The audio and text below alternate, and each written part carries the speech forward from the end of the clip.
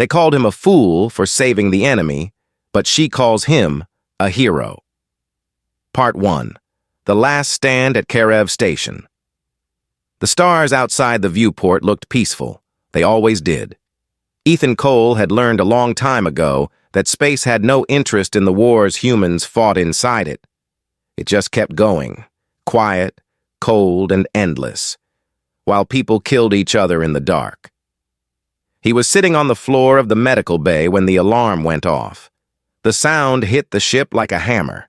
Red lights filled every corridor. The iron meridian shook once, then again, harder, and Ethan grabbed the edge of the metal shelf beside him before he could slide across the floor. He heard shouting from the deck above. He heard the low, grinding sound that every soldier in the fleet had learned to fear, the sound of a hull beginning to fail.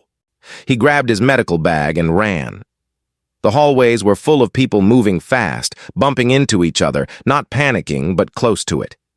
Ethan pushed through them toward the main deck. A young soldier named Cole Hatch was running the other way, his face pale, his eyes wide. He grabbed Ethan's arm without stopping. "We're done," he said. "They hit the engine core. Graves says we abandoned ship." Ethan did not argue. He turned and ran with the rest of them. The Iron Meridian had been a good ship. It had carried 400 soldiers through 11 engagements over 2.5 years of war. It had survived things that should have ended it. But the Varek fleet that found them near Karev Station did not give it time to survive anything. The attack came fast and from 3 directions at once.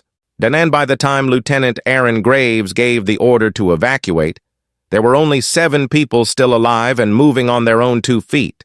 Ethan was one of them. Danny Ruiz, his closest friend aboard the ship, a weapons tech with a loud laugh and a habit of fixing things that were not technically his job, was another. Aaron Graves himself made it. So did Frank Duran, a veteran soldier with a permanent scowl and 20 years of combat behind him. Cole Hatch made it, along with 2 others, a young engineer named Pete Solis and a supply officer named Greg Marsh. 7 people. 1 emergency pod. Karev Station, 300 kilometers ahead. The pod hit the station's docking bay like a thrown stone. Nobody was hurt badly, but nobody was comfortable either. They climbed out into the dark of the station and stood in a loose group, looking at the wreckage of the place they now had to survive in. Karev Station had been a human outpost once, a small research post built on the edge of explored space. The Varek had come through it 2 years earlier and left nothing useful behind. The walls were scorched. Some corridors were completely sealed by collapsed ceilings. The power was out everywhere except for a weak emergency line that gave them dim, flickering light in the main rooms. Graves took control immediately. He was good at that, giving clear orders, organizing the space, deciding who went where. Ethan respected him for it even when he did not always agree with him. Graves told Pete and Greg to check the power systems. He told Frank to set up a defensive position near the docking bay. He told Cole to map whatever corridors were still passable. Now he told Danny to find water. He told Ethan to set up a medical station in whatever room was cleanest. They worked for 2 hours without stopping. The station was quiet except for their boots on the metal floors and the distant sound of the ventilation system trying to do its job. It was Danny who found it. He came back to the main room without the water and without his usual expression. He stood in the doorway and looked at Ethan specifically, not at Graves, not at anyone else, just at Ethan. "You need to come see something," he said.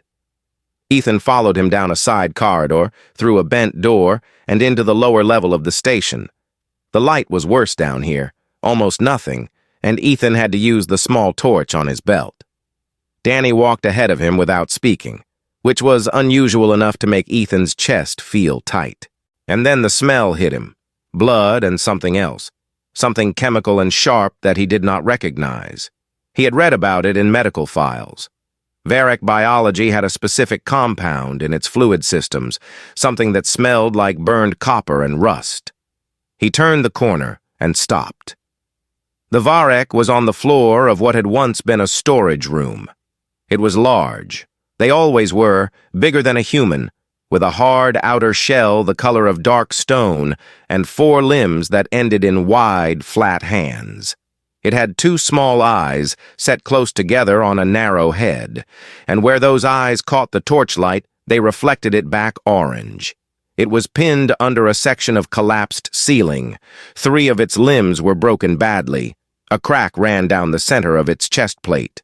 On the top of its head, where the Varek's hive antenna normally sat, the structure that kept them connected to their collective, there was nothing but a ragged, damaged stump. It was alone, completely alone, cut off from the hive, cut off from everything. It was also looking directly at Ethan. He stood still for a moment. His training, his instincts, and 3 years of war all told him the same thing. Step back, report to Graves, let the soldier handle it. That was the sensible thing. That was the right thing. The Varek had killed 400 people on the Iron Meridian. They had killed millions of people across dozens of worlds. Every human who carried a weapon in this war had been given one simple truth. The Varek did not stop, did not think, did not feel, and did not deserve mercy. Ethan looked at the alien on the floor. It was shaking. And he did not know if Varek shook from pain or from cold or from fear or from something he had no word for yet. He only knew that it was shaking and that it was hurt and that it could not move. He went and got Graves. Graves came down, looked at the Varek for about 4 seconds, and raised his rifle. "Graves," Ethan said quietly, "step aside, Cole. It can't move. It's not a threat. Its antenna is gone. It's cut off from the hive. It's just—" "It's a Varek," Graves said. "I know what it is." The 2 men looked at each other. Frank Duran had followed them down and stood in the doorway with his arms crossed. Cole Hatch stood just behind him, saying nothing, watching. Danny Ruiz stood to one side with his eyes on the floor. "If you put that weapon down," Graves said to Ethan, his voice going very flat, "I will write you up." I mean that." "I'm not carrying a weapon," Ethan said. "I'm carrying a medical bag." Graves stared at him. Ethan walked past the rifle, past the lieutenant, and knelt down next to the Varek. Behind him, Frank Duran said something under his breath that Ethan did not catch. Graves said loudly that Ethan was a fool. Cole Hatch said nothing at all. Ethan opened his bag and got to work. He did not know if he could save it. He did not know if he should. He only knew that it was alive and that his hands knew what to do with living things. So he worked quietly while the others stood behind him and said things he stopped listening to. The Varek did not try to hurt him. It lay still and watched him with its orange eyes, shaking slowly, and Ethan worked. Outside, the stars kept going, cold and endless and quiet, just like they always did. They called him a fool for saving the enemy, but she calls him a hero, Part 2, The Language of Hands. The first night at Karev Station was the longest of Ethan Cole's life. He sat on the cold floor of the lower-level storage room with his back against the wall and his medical bag open beside him. The Varek was 3 feet away, lying still under the last of the collapsed debris that Ethan had managed to carefully shift without making the injury worse.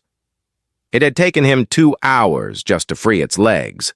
The bones, or whatever the Varek equivalent of bones were not the same as human bones, and Ethan had no training in Varek medicine, and he had no reference material, and he had nothing but his own basic understanding of how living bodies worked. He stabilized what he could. He cleaned the wounds as best as he was able. He could not set the broken limbs properly because he did not know the angles they were supposed to sit at. He made them straight and wrapped them as firmly as he dared and hoped that was close enough. The Varek watched him the entire time. It did not try to bite him. It did not try to reach for him. It made a sound once, a low, clicking sound deep in its chest, and Ethan stopped moving for a moment and waited, but nothing came of it. It clicked again, softer, and then went quiet. Upstairs, the squad had settled into an uncomfortable silence. Graves had set up a watch rotation and assigned everyone a job. He did not assign Ethan anything, which was its own kind of message. Danny Ruiz brought Ethan a ration pack and a water container without being asked and left them at the top of the lower-level stairs without coming down. Ethan ate alone. By the second day, a routine had formed without anyone planning it. Ethan spent most of his time in the lower level. The others spent their time upstairs, monitoring the docking bay and keeping the power line stable. No one talked much. Frank Duran made his feelings clear without using many words. A certain way of looking at Ethan when he came upstairs, a way of going quiet that was louder than any speech. Cole Hatch avoided eye contact. Pete Solis and Greg Marsh stayed neutral in the way that people stay neutral when they do not want trouble. Graves spoke to Ethan only when necessary and always in the flat. A professional voice of someone who had decided a line had been crossed and was now keeping their distance from whatever was on the other side of it. Only Danny came and went freely. He started coming downstairs on the third day, not to help with the Varek, not at first, just to sit near Ethan and eat his ration pack and talk about small things. The ship, old missions, a bar near Fleet Base that served a drink that tasted like engine coolant but made you feel generous about the world. He did not look at the Varek directly for a long time, but he stopped pretending it was not there. On the fourth day, Ethan started trying to communicate. He did not have a plan, he did not have a system. He just started with the simplest things he could think of, pointing at himself and saying his name slowly. Ethan. He did it several times, and with no expectation of anything in return. The Varek looked at him. He tried pointing at the Varek instead, raising his eyebrows in a way that he hoped communicated a question. The Varek clicked twice.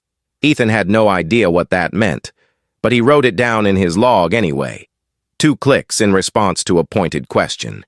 He tried again, pointed at himself, said his name, pointed at the Varek, raised his eyebrows. The Varek clicked again. The same 2 clicks, same rhythm. Ethan stared at it. He drew a rough shape in the dust on the floor. A person, just a stick shape, with a circle for a head. He pointed at it and said his name. Then he drew another shape next to it, more angular, with 4 limbs, and pointed at the Varek. The Varek was very still for a moment. Then it moved its one good limb, slowly, carefully, watching Ethan the whole time to make sure he was not going to flinch away, and it touched the angular shape in the dust. Ethan let out a long breath. Danny, who had been watching from 3 feet away, said quietly, "Is it understanding you?" "I think so," Ethan said. "Huh," Danny said. He was quiet for a moment. "That's not supposed to be possible, you know. The Varek don't have individual thought. That's what they always told us. They're a hive. They can't just decide to—" "Its antenna is gone," Ethan said. "It's cut off. It's been alone in here for longer than we have. It's been alone and hurt, and—" He stopped. Then he said, "I think it has more going on inside it than we were told." On the chest plate of the Varek, near the center, there was a marking, etched or grown into the material of the shell. Ethan was not sure which. It was angular, but one part of it curved in a way that reminded him of the letter K. He started calling the Varek Kale in his private log. Not to its face, not out loud, just in the log. It was easier than writing "the alien" every time. By the 7th day, they had a system. Rough drawings, pointed fingers, sounds that Ethan had started cataloging and Danny had started helping him transcribe. Kyle was careful and deliberate about every response it gave. It never rushed. It seemed to think before every click, every gesture, every move of its one good limb. What Ethan slowly began to understand changed something in him that he did not have a name for yet. Kale had not been a soldier. Or rather, it had not been what Ethan thought of as a soldier. Through diagrams and pointed questions and a slow, patient back and forth that took days to assemble into anything coherent, Ethan started to piece together that Kale's role in the Varek structure had been something like a surveyor, a mapper. It had spent years traveling to planets, observing them, recording what was there. Not destroying, not attacking. Observing. Ethan drew a star. Kale touched it. He drew many stars, and Kale moved its limb across several of them, and then stopped at a cluster in the upper right and held its limb there, very still. Ethan did not recognize the cluster. He drew a rough outline of human-charted space as best as he could from memory. Kale looked at it for a long time, then tapped a spot far outside the boundary Ethan had drawn. "That's not human space," Danny said quietly, leaning over Ethan's shoulder. And it doesn't look like any Varek system I've ever heard briefed." Ethan looked at Kale. Kale looked back at him. On the 9th day, the rescue signal came in. Partial, weak, but real. They were going to be found. And with the signal came a data burst from Fleet Command. The kind they sent when they needed soldiers to know things were getting worse, before a rescue could feel like good news. An entire human fleet had been destroyed near the Varek home system. 30,000 people. The public on every human-controlled world was demanding a response. Some were demanding an end to the war through any means necessary. Graves read the report aloud to the group upstairs, and nobody spoke when he finished. Ethan went back downstairs. He sat beside Kale and opened his log and wrote, "I am sitting next to the enemy. It is shaking. I think it is cold." He did not know that Danny had come halfway down the stairs and stopped and read those words over his shoulder and gone back upstairs without saying anything. But that night, Danny came downstairs with an extra thermal layer from his own pack and dropped it near Kale without looking at either of them, and went back up. Ethan did not say anything about it. Kale reached out with its one good limb and touched the edge of the thermal layer. It stopped shaking, not completely, but a little, and in the log, 2 entries down from Ethan's words, in Danny's uneven handwriting, there were 4 new words. "I think I see." They called him a fool for saving the enemy, but she calls him a hero. Part 3. A Fool's Testimony. The steady cross arrived on the 12th day. Ethan Cole felt the shift in the air the moment it docked. The rescue frigate was clean and bright after 11 days in a broken-down station, and the crew who came through the airlock wore the kind of expressions that people wear when they have been briefed on a situation and do not like any part of it. They moved the survivors through quickly, medical checks, gear inventory, debriefing requests. It was professional and fast and completely impersonal, the way the military handled things when it was not sure what else to do. Commander Laura Holt met them in the main bay. She was a tall woman with short gray hair and the specific kind of stillness that comes from spending a long time in command. She shook Graves's hand. She acknowledged each of the squad in turn. When she got to Ethan, she held his gaze for exactly 1 second longer than the others, which told him she had already been briefed. "Corporal Cole," she said. "Commander," Ethan said. She did not say anything else. Not yet. Kale had been loaded onto the steady cross on a sealed medical stretcher, sedated with something Ethan had mixed from the station's limited supply. Not perfectly, but well enough. Ethan had written 4 pages of medical notes and handed them to the frigate's medic, a nervous young man named Alan Cross, who looked at the pages and then at Ethan, and then at the pages again as if one of them would start making more sense. "I've never treated a Varek," Alan said.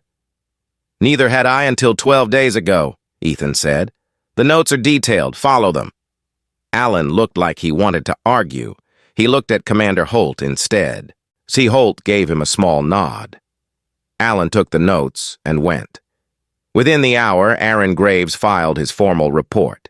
Ethan was in the small room they had given him to clean up when Danny came in and sat on the end of the bunk and told him. Graves had written the report in full. Unauthorized sheltering of a Varek prisoner, misuse of medical supplies, interference with the commanding officer's orders, conduct unbecoming of a soldier. Frank Duran had already given a supporting statement. 2 sentences, blunt and cold. Ethan had knowingly protected a Varek combatant and placed the safety of the squad below the welfare of an enemy. Ethan dried his face and looked at the wall. "What did Cole Hatch say?" he asked. Danny was quiet for a moment. "Nothing. He refused to sign the report." Ethan nodded slowly. "That's something," Danny said, like he was trying to make it sound bigger than it was. "It is something," Ethan agreed. He was placed in an informal holding arrangement that same evening, not locked in a cell, but restricted to quarters, and asked to hand over his medical bag. He handed it over without comment. The bag went to Alan Cross, who was already using Ethan's notes in the cargo hold. The tribunal was scheduled for the following morning. Commander Laura Holt ran it herself, with 2 senior officers seated beside her. The room was small and bare and lit with the flat white light of a functional military space. Graves sat on one side. Ethan sat on the other. Frank Duran sat near the back. Cole Hatch sat further back, near the door, with his arms on his knees and his eyes on the floor. Holt read the charges, 3 of them. Ethan listened without expression, but when she asked him how he responded to the charges, he said, "I don't deny them." The room went a little quieter. Holt looked at him steadily. "You don't deny endangering your unit." "I placed myself between a wounded creature and a weapon," Ethan said. "The creature was pinned under debris. It had no hive connection. It couldn't move. It was not a danger to anyone in that room. I made a judgment call." "It was not your call to make," Graves said from across the room. "No," Ethan agreed. "But I made it." One of the officers beside Holt leaned forward. His name was Commander Dale Price, and he had the look of a man who had heard many explanations and found most of them insufficient. "The Varek have killed millions of human beings, Corporal. They destroyed your ship. They killed your crewmates, and you chose to treat one of them with military medical resources." "Yes," Ethan said. "Why?" Ethan thought about how to answer that. Not because he did not know, he had known for 11 days, but because the words needed to be the right ones. He did not want to sound like a speech. He did not want to sound like he was performing something. "Because it was thinking," he said. "Not the way a hive thinks, on its own. It was alone and in pain, and it was afraid. And it was thinking. It tried to communicate with me. It understood questions. It answered them. It knew things that go beyond what a soldier in a hive army is supposed to know." He paused. "I couldn't kill something like that. I don't think I could have lived with myself if I had." Dale Price sat back. Aaron Graves said flatly, "With respect, Commander. But this is exactly the kind of individual sentiment that gets soldiers killed. The Varek are not capable of individual thought. What Corporal Cole experienced was a wounded animal performing instinctive responses that he chose to interpret as intelligence."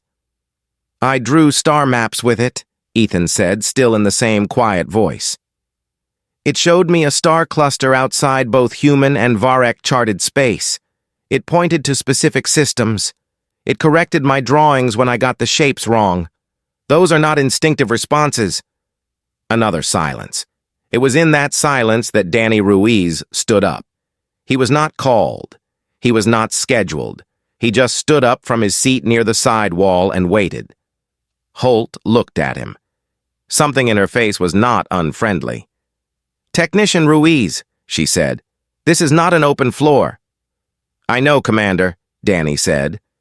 I apologize for the interruption. I just have something to say that I think the panel should hear before they decide anything." He paused. "I can sit back down if you want." Holt looked at the 2 officers beside her. Price gave a small shrug. The other officer, a quieter man named Commander Hal Bryn, nodded slightly. "Say it," Holt said. Danny looked at Ethan once, then looked at the panel. "I watched them," he said. "Every day, for most of those 11 days. Ethan and the Varek. I watched them go back and forth with drawings in the dust on the floor, and I watched the Varek correct those drawings, and I watched it point to places on a star map that don't exist in any chart I've ever seen in 5 years of fleet service. He paused. I was angry about it at the start. I lost people on the Iron Meridian, too. I know what the Varek are, but I also know what I saw. And what I saw was not an animal doing tricks. It was something thinking, something trying to reach across the space between us because it had no other option. Another pause, smaller this time.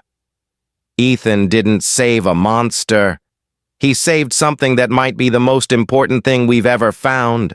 A Varek that can think alone, that knows things the Hive never shared with us, that is alive because one man decided not to pull a trigger. The room was completely quiet. Graves had his jaw set and his eyes forward. Frank Duran was looking at the floor. Cole Hatch, near the back, had lifted his head. Holt looked at Danny for a long moment. Then she looked at Ethan. Then she looked at the papers in front of her. "This tribunal is paused," she said. Pending further examination of the prisoner. It was not an exoneration. Ethan had not expected one, but it was a pause, and a pause was air, and air was something to breathe. In the cargo hold, Kale had been awake for several hours. It had been drawing on the inner wall of its containment unit using a loose bolt it had found near its resting area. The drawings were small and careful, star patterns, biological diagrams, shapes that did not yet mean anything to anyone on the ship. Commander Laura Holt stood in front of the containment unit for 11 minutes that evening. Alone, no staff, no escort. She looked at the drawings. She looked at Kale. Kale looked back at her. She left without speaking. But she walked slower going out than she had coming in. And she did not look like someone who had already decided how things were going to end. And somewhere in the ship's system, Ethan's tribunal file sat open on a screen, with a single word typed into the status field by Commander Holt's own hand. The word was pending. They called him a fool for saving the enemy. But she calls him a hero. Part 4. What the Hive Left Behind. 3 weeks passed on the Steady Cross, and Ethan Cole spent most of them in a room that was not quite a cell. It had a bunk, a desk, a small viewport that showed him a thin strip of stars, and a door that was technically unlocked, but that everyone understood he was not supposed to walk through without reason. He was given meals. He was given access to a few books on the ship's shared reading system. Danny came by every evening and sat on the floor outside the door and talked through the gap the way they had talked on the Iron Meridian during long, quiet shifts, about nothing important, about everything at once. Alan Cross started coming by, too, in the afternoons with questions. Careful ones. He was getting better with Kale. Ethan could tell by the questions, by how specific they were getting, by the way Alan had stopped looking nervous when he said the word Varek. He would sit in the doorway with a small notepad and read out what he had observed, and Ethan would tell him what it likely meant, and Alan would write it down and thank him and leave. Nobody said it out loud, but Ethan was still the only person on the ship who had any real sense of how Kale worked. Commander Holt knew it. Ethan could tell she knew it by the fact that his medical bag had been quietly returned to Alan's supply room with a note that Ethan's written access to Kale's treatment records was approved. It was a small thing. It was also not a small thing. On the 22nd day, the alarm went off. Not the battle alarm, the sensor alarm. Lower, steadier, the sound the ship made when something was detected at distance that had not been there before. Ethan heard it through the viewport and sat up. 20 minutes later, Danny appeared at his door, out of breath. "You need to hear this," he said. Ethan followed him to the communications bay. The Steady Cross had been alone in the system for 3 weeks. Now it was not. At the far edge of the sensor range, a Varek formation had appeared.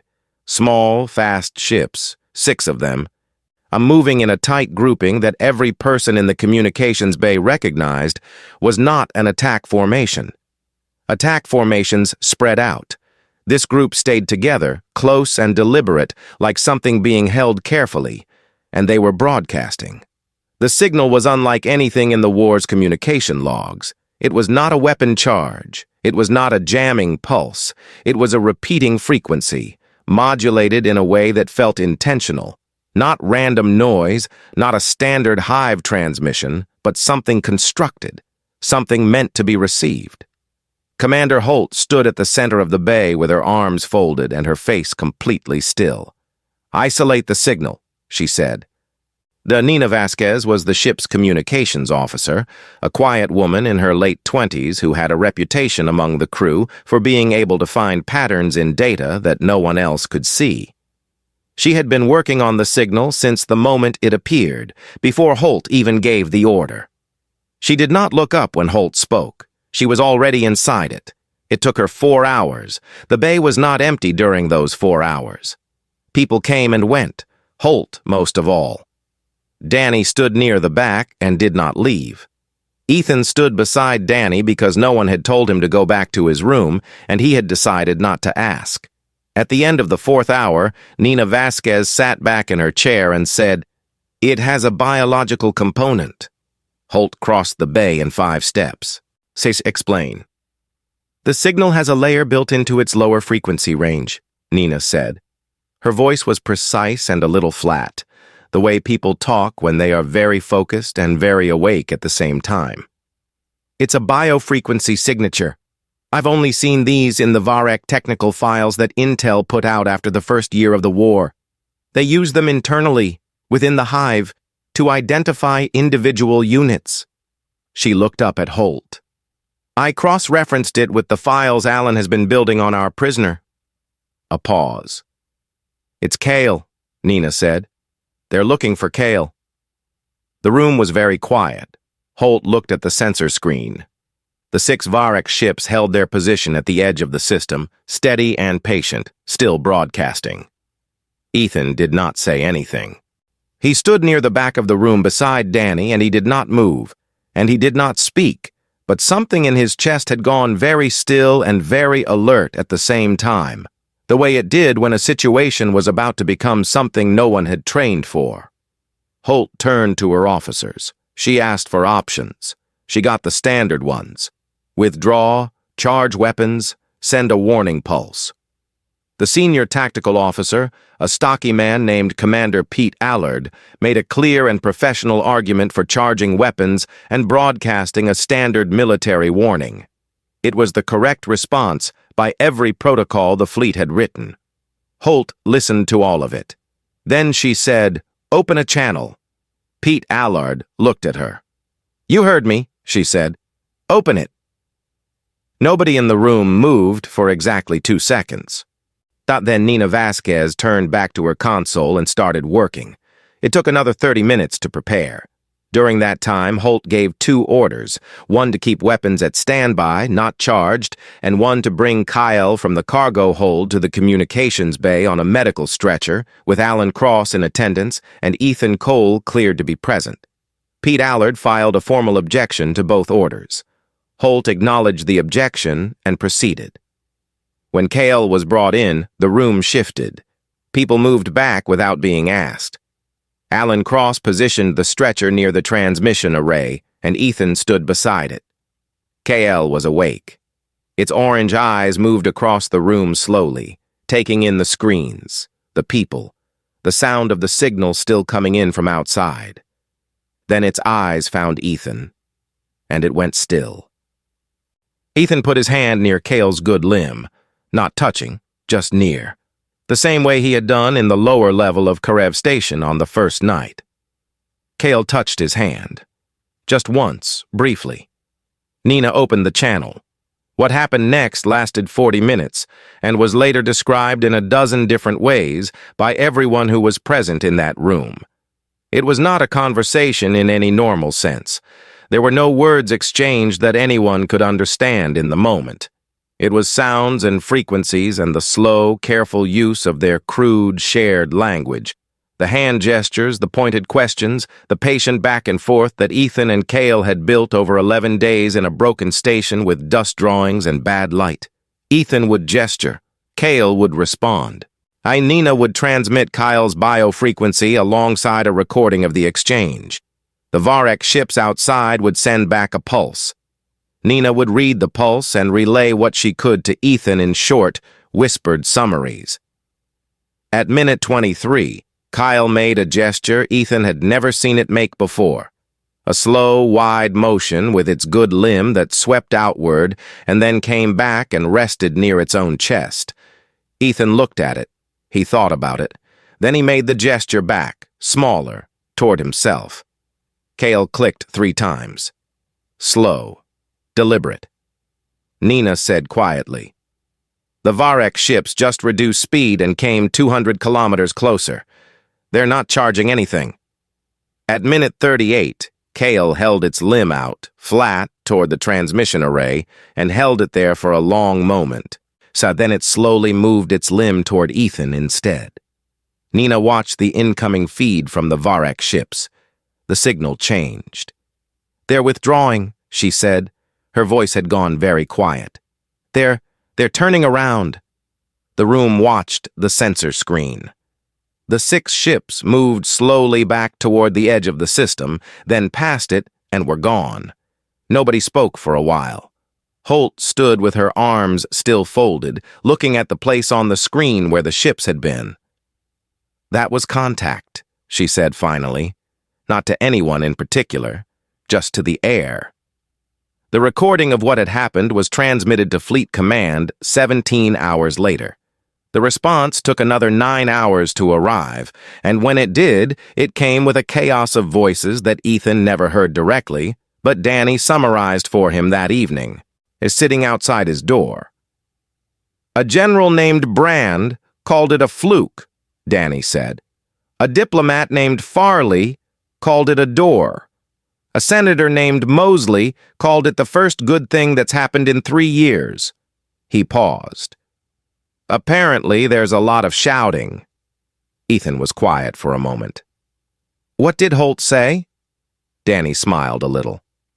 "Holt closed her door and hasn't come out yet." In the cargo hold, before Alan had moved the stretcher back, Cale had finished a drawing on the containment wall that it had been working on for 3 days. Ethan had seen it on the way out of the communications bay. It was simple. 2 shapes side by side, a human hand and a Varek limb. They were not touching, but they were close, and the space between them was very small. Ethan wrote in his log that night the last entry for a long time. I think we may have just accidentally started talking." Outside, the stars were the same as always, cold and quiet and endless. But something in the dark had changed. They called him a fool for saving the enemy, but she calls him a hero. Part 5. She calls him a hero. 6 months is not a long time in a war. It is not long enough to forget what the war felt like, or what it cost, or why it started. It is not long enough to fix the things that broke and the people that broke along with them. 6 months does not erase a list of names, and Ethan Cole had a long list of names. People from the Iron Meridian, people from other ships, people he had treated and lost on tables he could still describe in detail if he closed his eyes. 6 months is also, sometimes, just long enough for something new to begin. But the ceasefire was not a peace. Ethan understood that clearly. It was a pause. A long, careful, fragile pause during which both sides stayed their weapons and watched each other very closely and sent carefully chosen people to carefully chosen rooms to say carefully chosen words. It was the kind of thing that could end tomorrow or could become the start of something that lasted 100 years. Nobody knew which. Everyone was hoping. Ethan Cole had been reassigned to a diplomatic support unit, which was the fleet's way of placing him somewhere that used what he knew without quite knowing what to call him or what he had become. The unit was small and informal, and operated out of a station called Relay 4, which sat in a neutral corridor of space that neither humans nor Varek had ever bothered to claim. It was not a glamorous posting.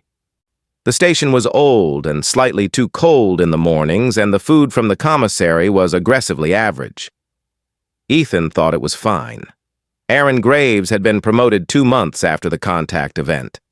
The promotion had been framed as a reward for his leadership during the Iron Meridian incident, which was technically accurate, and Ethan had no particular feelings about it either way. Frank Duran had been transferred to a patrol posting far from the diplomatic corridor.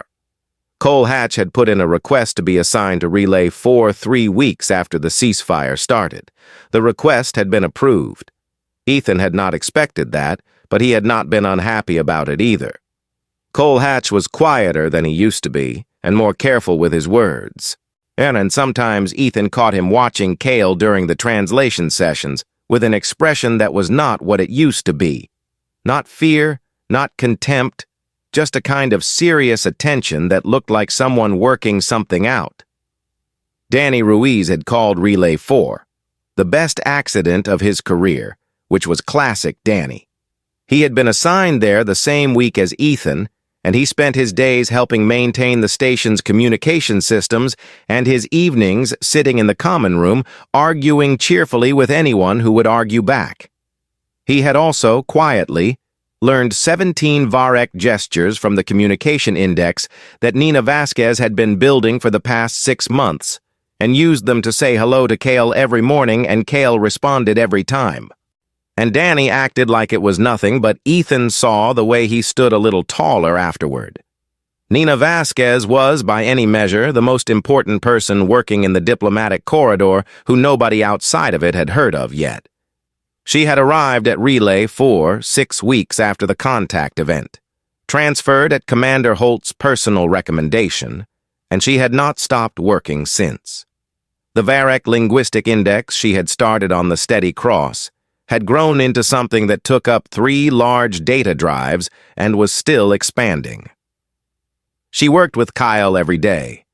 Long sessions of patient exchange, building words and meanings, finding the shapes of a language that had never been written down in any human system. She was precise and methodical and very focused, and she had a way of noticing things in data that other people walked past, and she was, Ethan had learned over 6 months of working beside her, also genuinely funny in a dry and quiet way that caught you off guard when you were not ready for it. They had started eating meals together in the 3rd week, because the commissary was more bearable with company. By the 2nd month, they were meeting in the evenings too, not always to work, sometimes just to sit in the small observation room at the end of the station's main corridor and talk. About the language, about Cale, about the star cluster Cale had pointed to months ago and that Nina had since identified as real. A system cluster approximately 40 light-years beyond the edge of any chart, never surveyed, never named. Cale had been drawing it again recently, more detailed than before. Ethan thought about it more than he mentioned out loud. On the day the preliminary ceasefire terms were signed, there was no ceremony. There was no public broadcast, no parade, no large gathering of officials and cameras. The signing happened in a small room at the center of Relay 4, around a plain table, with 6 humans on one side and 3 Varek on the other, and Kyle standing at the center as the only being in the room who belonged to both sides and neither. The terms were not complex. They were a pause, as agreed, a commitment to stop shooting and start talking, with no promises beyond that, no timeline, no guarantee. But they were real, and both sides had signed them. And when the room cleared out, the corridor outside was quieter than it had been in 3 years. Ethan had watched from the observation window that overlooked the signing room, not inside, just watching through the glass. He was not part of the official process. He was support staff, the man who knew how Cale communicated, who checked in on Cale's health, who sat in on sessions when Nina needed a second set of eyes on the exchange. He was not in the room because no one had thought to put him there, and he had not asked to be, and he was not bothered by it. He was still standing at the window when the corridor cleared out and the station went back to its usual low quiet. He was looking at the stars through the outer viewport at the end of the hall, The same view he had looked at from his room on the Steady Cross. The same stars he had watched from the Iron Meridian before that. The same stars that had looked peaceful while the war burned underneath them. He heard footsteps, and then Nina was standing beside him. She did not say anything for a moment. They stood together in the quiet, watching the stars. "You know what everyone called you," she said finally. "Back at the beginning, when Graves filed the report." "I know," Ethan said. "A fool," she said, not cruelly, just clearly. "They said you were a fool and a collaborator and that you had lost your mind after the ship went down." "Some of them might have been right about the losing my mind part," Ethan said. She did not smile, not quite, but something in her face went a little warmer. "I want you to know what I call you," she said. He looked at her. "A hero," she said, "not the kind that makes speeches or gets their name on a building or stands in a room full of cameras. The kind that just does the thing, the hard, quiet, right thing.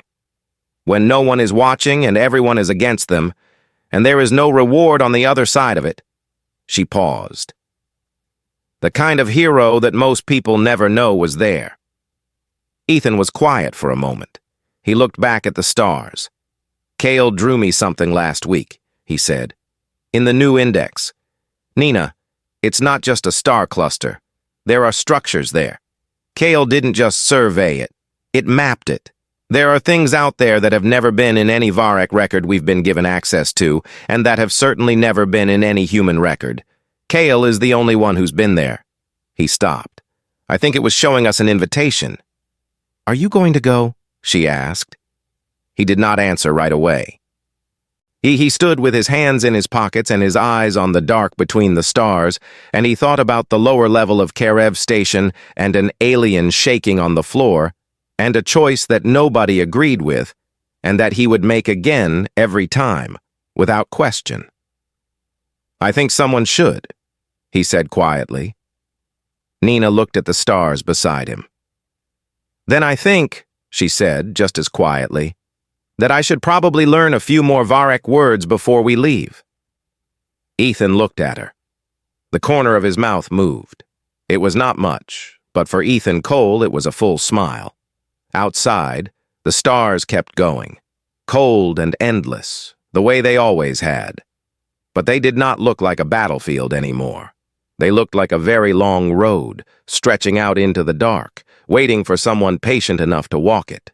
Then two people stood at the window and looked at them, and neither of them looked away.